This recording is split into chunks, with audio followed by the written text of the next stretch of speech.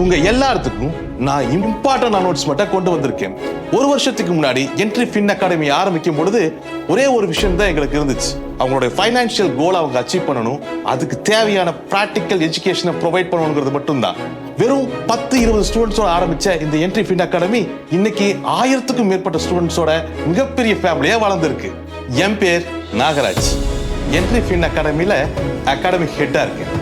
இந்த successful 1 year கம்ப்ளீஷன்ல மக்களுக்கு financial எஜுகேஷனை ப்ரொவைட் பண்ணி இந்த சொசைட்டியில் ஒரு இம்பாக்டை கிரியேட் பண்ணணுங்கிறதுல நாங்கள் உறுதியாக இருக்கிறோம்.